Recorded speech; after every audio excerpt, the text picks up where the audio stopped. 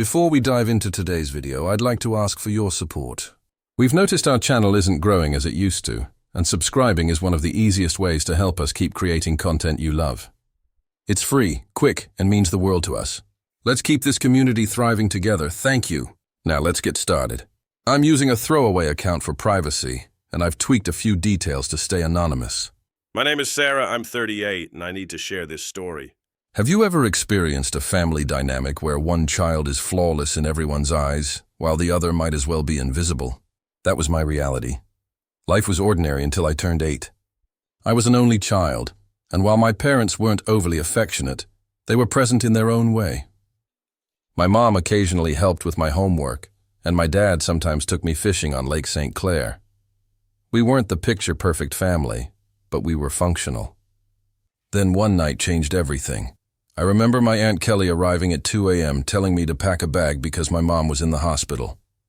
My sister Rachel was coming, but she wasn't due for another 2 months. The following weeks were a blur of hospital visits and whispered conversations. Rachel was tiny, surrounded by tubes and wires. I wasn't allowed near her, and that's when I first felt it, a barrier forming between me and my family. When Rachel finally came home, our house transformed into a sterile environment. My mom became obsessed with germs, industrial-strength cleaners, hand sanitizer in every room, and constant scrubbing. The smell of bleach still makes me uneasy. But here's what really affected me. Every time I showed even the slightest sign of being sick, I was sent to Grandma Marie's or Aunt Kelly's. At first, I thought it was fun, Grandma's cookies. Aunt Kelly's collection of Nancy Drew books, but kids aren't foolish. Eventually, I realized the truth. I wasn't being sent on adventures. I was being treated like a hazard, as if my existence could harm Rachel. I tried everything to earn their attention in positive ways. Straight A's? My mom barely glanced up from Rachel's doctor's appointment schedule. A first-place win at the science fair with a project on renewable energy. My dad just asked if I could store the display board in the garage because Rachel was supposedly allergic to cardboard dust. Really? The final straw came when I was 12. For months, I'd practiced Bridge Over Troubled Water on the piano for the school talent show. On the night of the performance, Rachel had a 99.1-degree fever. Guess who had an empty audience? 2 weeks later, the entire family, grandparents included, attended Rachel's 15-minute flute recital, where she butchered hot cross buns. By age 7, Rachel had mastered manipulating the system. She'd fake headaches to skip school, and suddenly I'd be assigned her chores. If she was worried about a test, my mom would call the school to extend the deadline. I spent more and more time in my room, buried in books about art history and antiques. Ironically, my room became my sanctuary because Rachel claimed she was allergic to my lavender air freshener.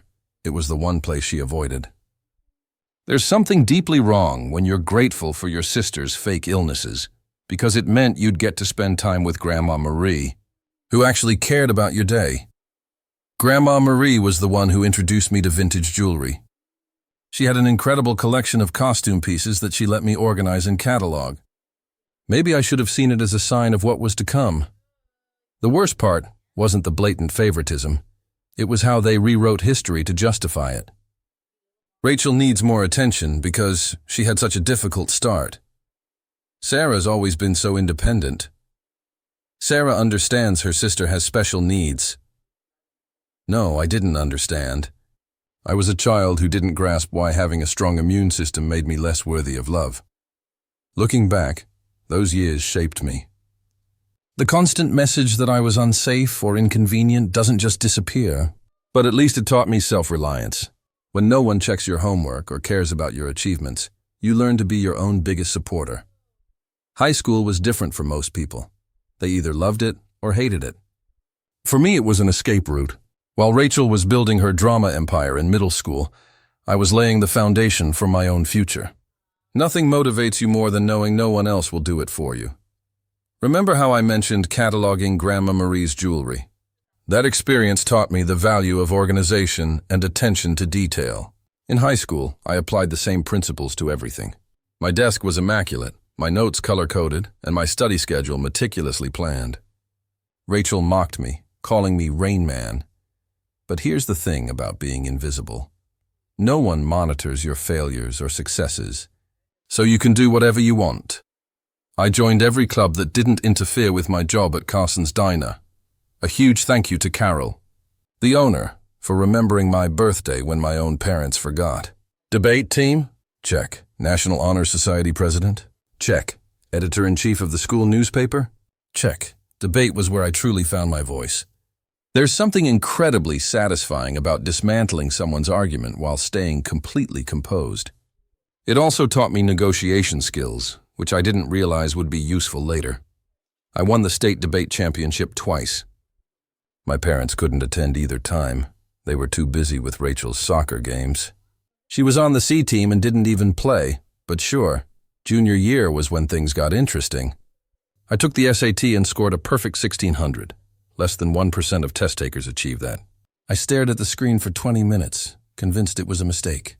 I rushed home to share the news. My mom was in the kitchen helping Rachel with her English homework. The conversation went something like this. Me: Mom, look. I got a perfect SAT score. Mom: that's nice, honey, but can you keep it down? Rachel's trying to concentrate. She has a big test tomorrow. Rachel: yeah, some of us actually have to study, Miss Perfect. Mom: Rachel, sweetie, don't stress. You're just a different kind of learner. I still have that SAT score report somewhere. It never made it to the fridge, but Rachel's C+ in English? That got prime real estate, complete with a "we're so proud of you" magnet. The college application process was a solo journey. I applied to 15 schools without telling anyone. I wrote all my essays, gathered my own recommendations, and handled the financial aid paperwork by myself. My guidance counselor, Mr. Chen, was the real MVP. My parents were too busy to help with the FAFSA, so I stayed after school to figure it out. Acceptance letters started arriving. Harvard, Yale, Princeton, Michigan, each with a scholarship offer. I kept them all in a locked box under my bed, knowing what would happen if Rachel found out. Suddenly, their focus would shift entirely to her. The day I received my full ride offer to Michigan, Rachel made the JV cheerleading squad. Guess which milestone was celebrated with a family feast? Hint: I had microwave mac and cheese in my room while they went to Olive Garden. But that scholarship was my golden ticket. Tuition, room, board, and a book allowance. I could finally leave the house where I was either invisible or a nuisance. The day I got my acceptance package, I went to my favorite spot in the library, a fourth-floor window seat overlooking the park, and cried for an hour.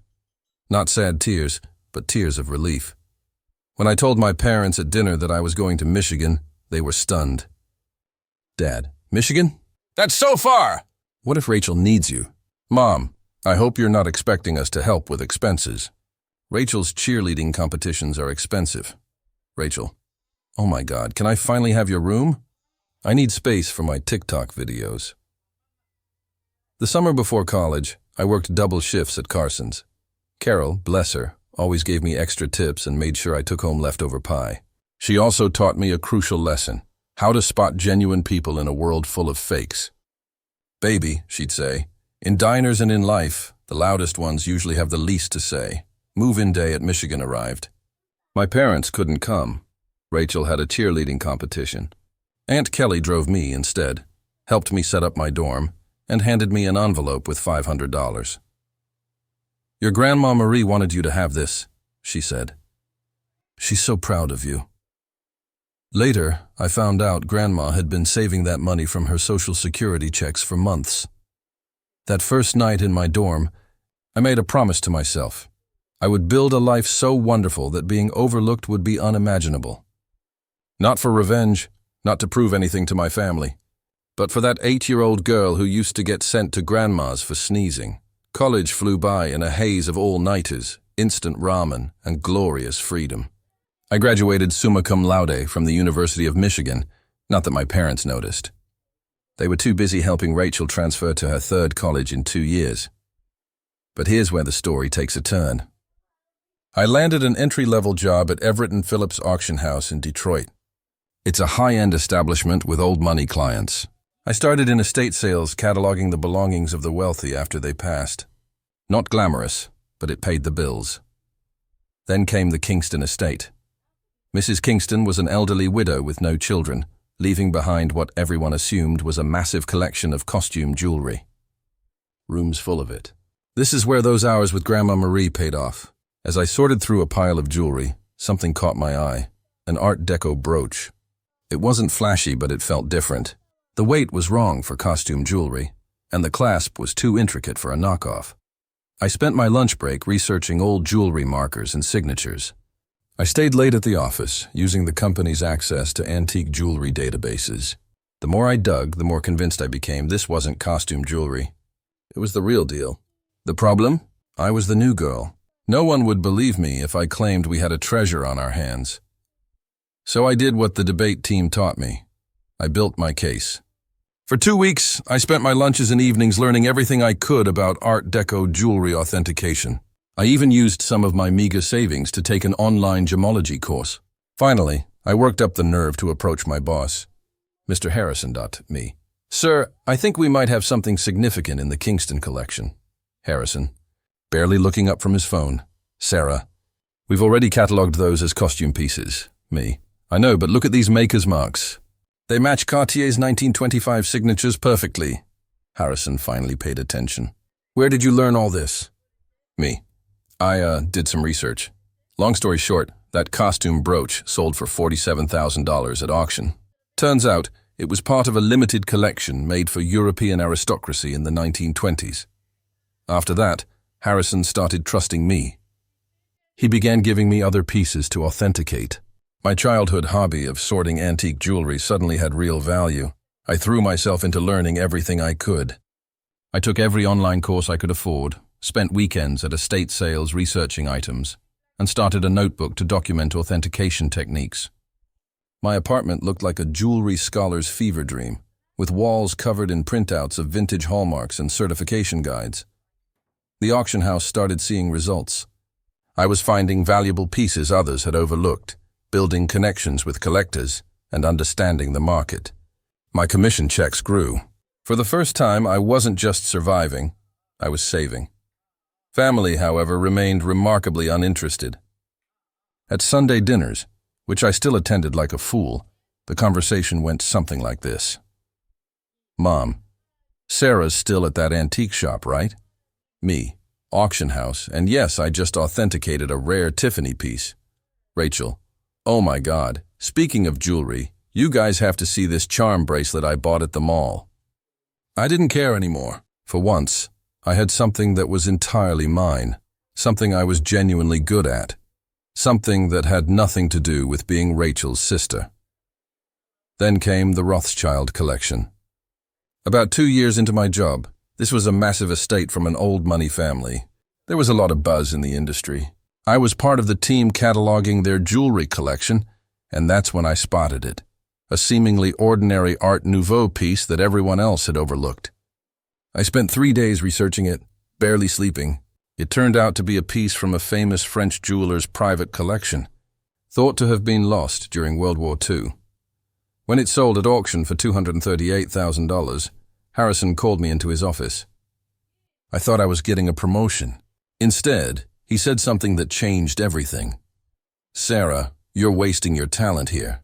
You should be running your own authentication business. At first, I brushed it off. Me? Start a business? With what money? But the idea took root. I started doing small freelance authentication jobs on the side. Word spread. Private collectors began reaching out. One night, sitting in my tiny apartment surrounded by jewelry manuals and tools I'd slowly acquired, it hit me. I could actually do this. I could build something on my own. So I did what any sensible person would do. I took out a massive loan against my car, drained my savings, and rented a tiny office space in a sketchy part of town. People thought I was crazy. Maybe I was. The office was above a Chinese restaurant, about the size of a college dorm room.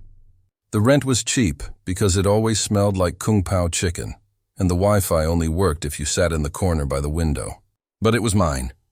The first few months were rough. Rough is an understatement. I'd wake up at 4 a.m. in cold sweats, calculating how many months I had before my savings ran out. Loan payments felt like a noose around my neck. My office furniture consisted of a Goodwill card table and a chair I found on the curb. Don't worry, I cleaned it thoroughly. But in the world of high-end jewelry, reputation and connections are everything, and my time at the auction house had given me both. I started small, doing authentication work for local antique dealers. My fees were lower than the big firms, but my attention to detail was unmatched. Word spread. 6 months later, a turning point. A dealer I'd worked with at the auction house asked me to authenticate a collection of Victorian-era brooches. The owner wanted confirmation before selling. Turns out, it was a massive collection spanning 3 generations of a family. I worked on it for 2 weeks straight, barely sleeping. I found 2 extremely rare pieces that had been mistaken for later replicas. The owner was so impressed with my analysis that she not only paid my fee but also offered me a 10% commission when the pieces sold. That commission? $86,000, more than I'd made in the previous 2 years combined. Suddenly, my phone wouldn't stop ringing. Private collectors had heard about my eye for overlooked treasures. Estate lawyers sought my advice on inherited jewelry. Even my old auction house started sending me authentication work. I'm pretty sure Harrison was secretly spreading the word. Thanks, boss. By year 2, I'd hired my first employee, Jenny, a fresh gemology graduate who reminded me a lot of myself at that age. Brilliant, but overlooked because she was quiet. She's now my head of authentication and worth her weight in gold. The firm grew faster than I could have imagined. We moved to a proper office downtown, goodbye, Kung Pao chicken smell, and built a team of specialists. I earned a reputation for finding misplaced treasures. You wouldn't believe how many historically significant jewelry pieces get mislabeled as costume jewelry in people's attics.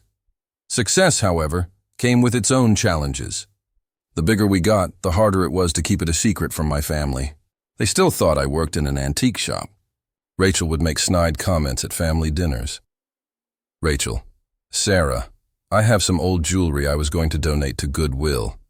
Maybe your little shop would want it.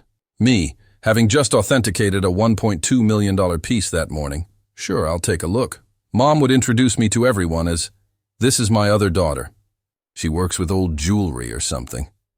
Meanwhile, I was being quoted in Forbes, under my company's name, and we'd just opened our 3rd office. Keeping the secret became almost amusing, like a private joke. I'd sit at Sunday dinner in my discount Target outfit, actually Chanel, listening to Rachel brag about her entry-level marketing job, knowing I'd just closed a deal worth more than her annual salary.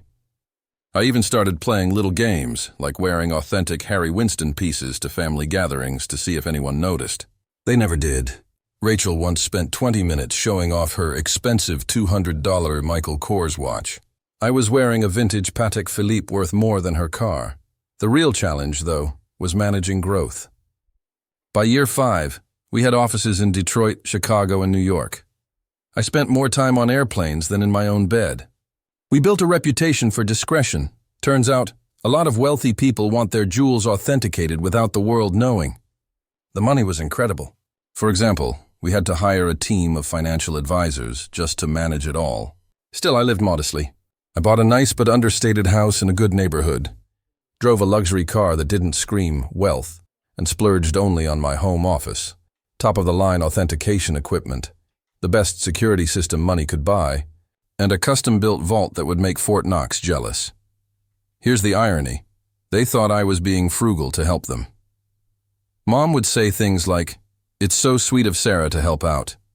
She must be living on ramen to manage it."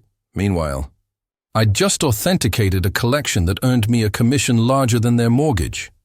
What's strange about success is that the more you have, the harder it is to explain to people who've always seen you as less. It's like trying to describe color to someone who's only seen black and white. They lack the context. By this point, my company was thriving. We had cornered the high-end jewelry authentication market in the Midwest, and our reputation was solid gold, pun intended. But every Sunday, I'd go to my parents' house for dinner, playing the role of Sarah, the modest antique shop worker. The cognitive dissonance was becoming absurd.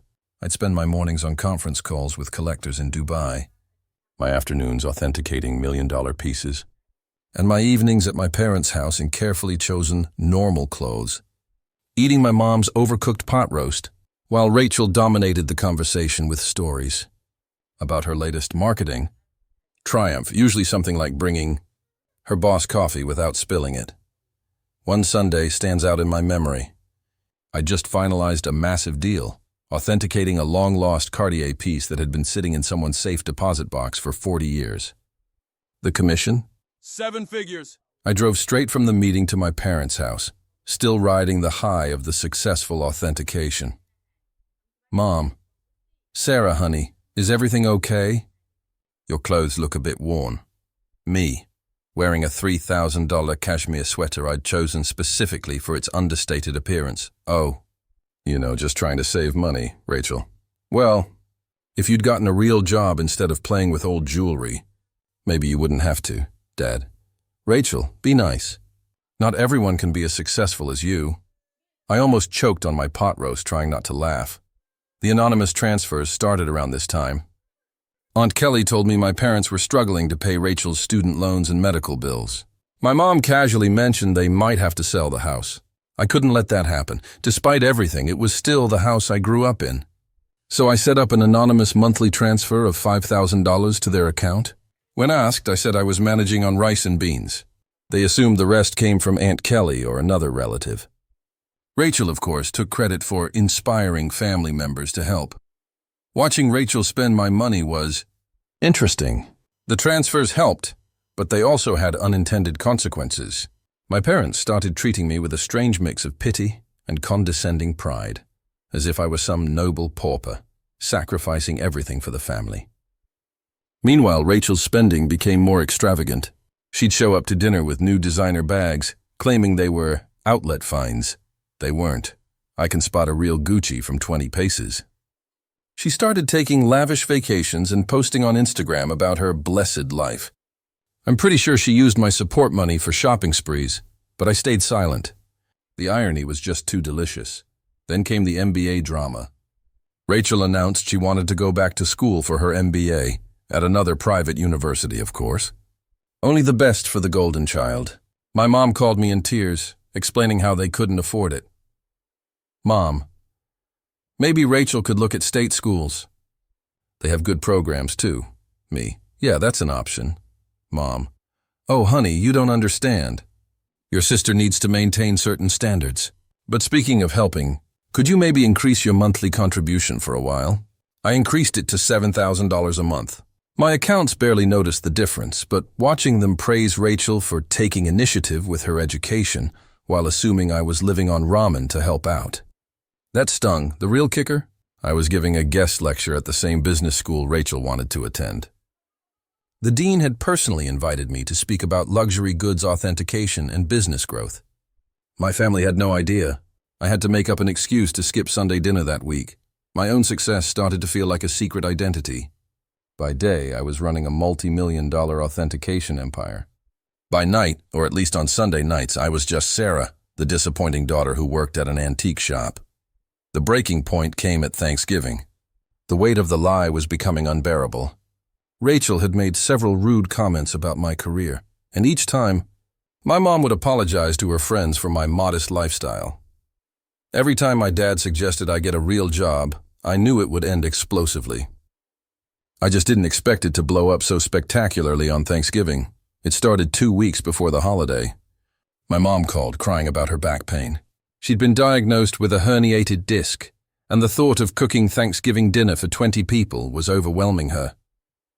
I'd like to say I offered to help out of the goodness of my heart, but really, I was tired of pretending her dry turkey was edible. Me. Why don't I handle the food this year? I can have it catered. Mom. Oh, honey, we can't afford a caterer. Me.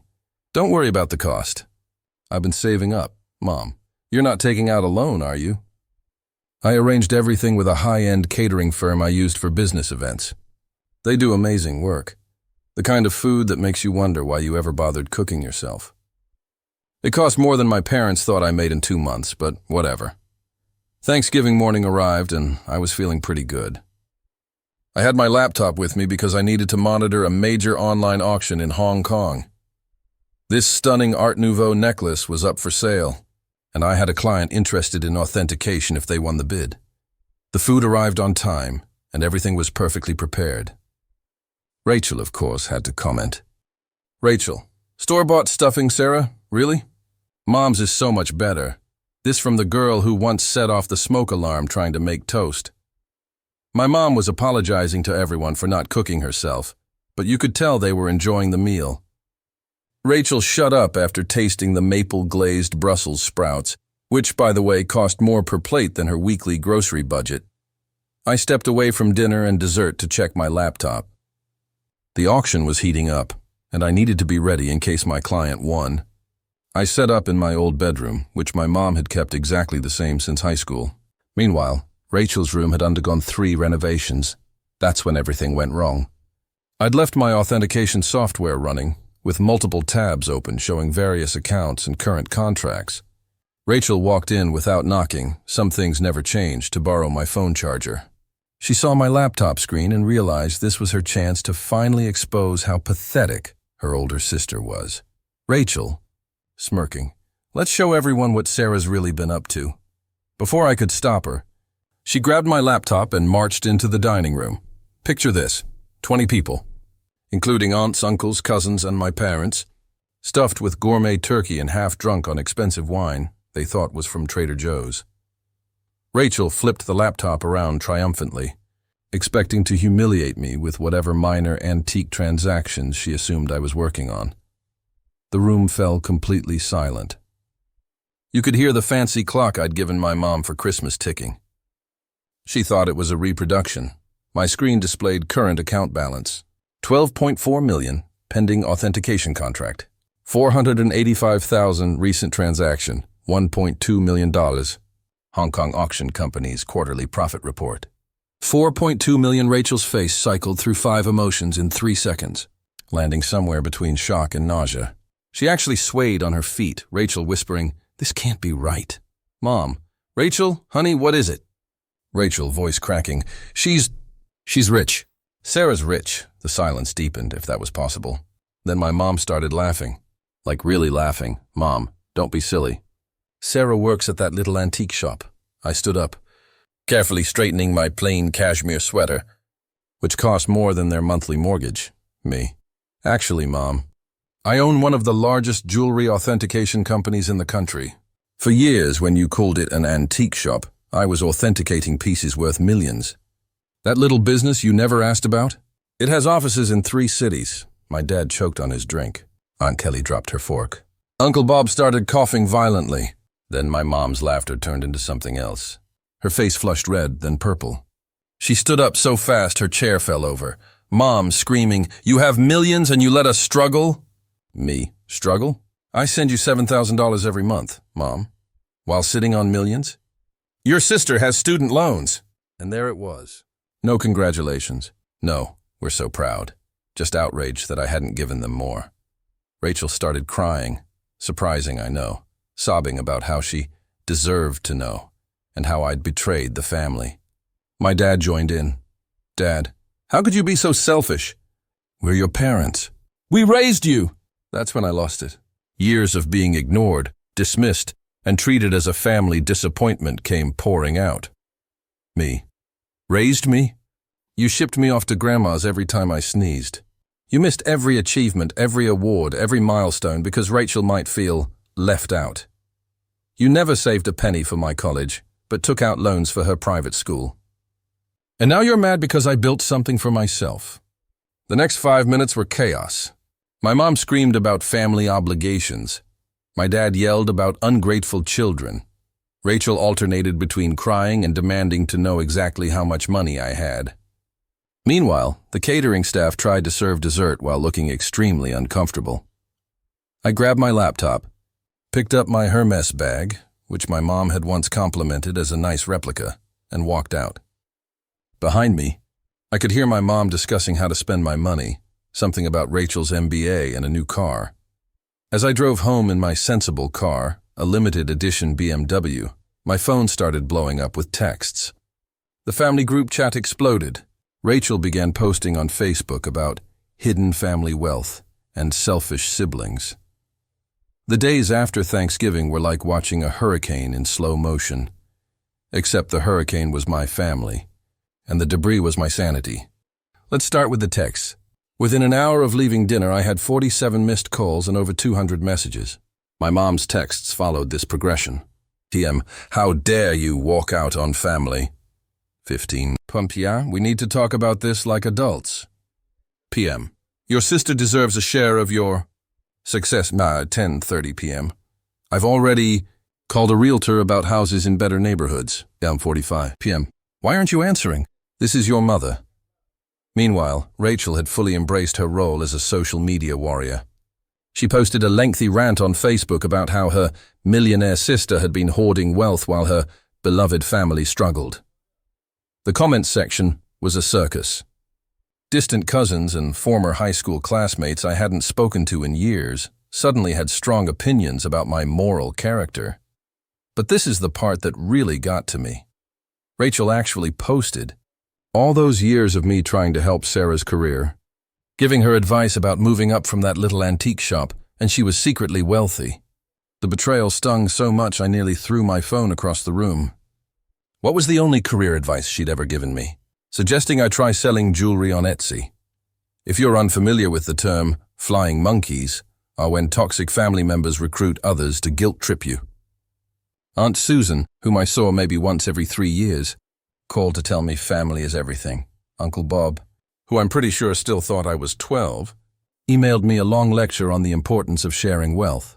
Even my third cousin's wife's sister, how did she get my number? Felt compelled to share her thoughts on family obligation.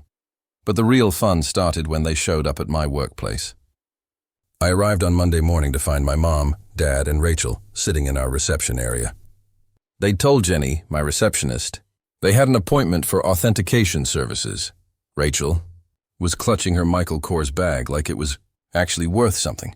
The conversation went about as well as you'd expect, Mom. We've discussed it as a family. Me. A family discussion without the family member you're discussing? Mom, ignoring me. And we think it's only fair that you set up trust funds for everyone. Rachel. I need at least $2 million to start my new life properly. Dad. And your mother and I would like to retire. We're thinking a beach house in Florida. Me. Did you miss the part where I've been sending you $7,000 a month? Rachel.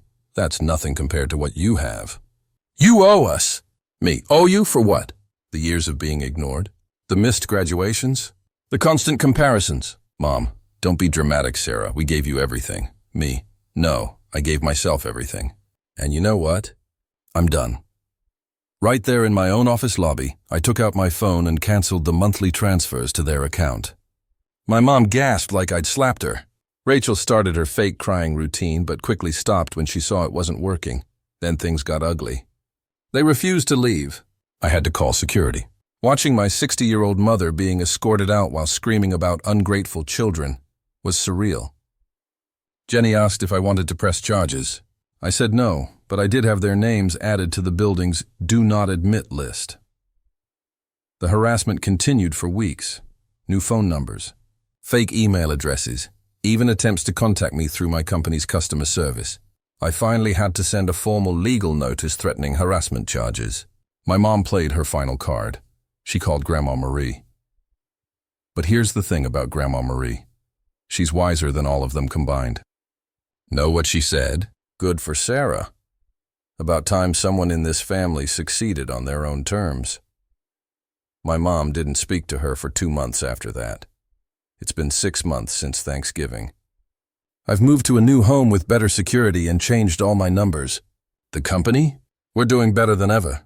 Turns out, my family drama attracted some high-profile clients who respected my discretion in the situation. Rachel, I hear, is starting her own jewelry authentication firm. Good luck with that. My parents finally stopped trying to contact me after my lawyer sent them an official letter outlining how harassment charges would impact their lives. Now they're telling everyone they never wanted my money anyway, and that they're praying for my salvation. The best part? For the first time in my life, I feel free. No more Sunday dinners filled with veiled insults. No more downplaying my achievements to spare their feelings. No more funding the Rachel show. My therapist says I'm finally setting healthy boundaries. I say I'm finally living authentically, so that's my story. Thanks for letting me share it. Special thanks to the catering company, who sent me a Christmas card saying that Thanksgiving meal was the highlight of their year. Edit. Answers to common questions. Yes, I'm still in therapy. No. I don't regret cutting them off. Yes, Grandma Marie is doing well. She's coming to visit next month to help me catalog a new collection. One last thing, Rachel. I know you're probably reading this. That Cartier bracelet you're wearing in your latest Instagram post? Definitely a fake. Just saying, thank you for watching. If you haven't subscribed yet, please do, and hit the notification bell to stay updated with more shocking real-life stories.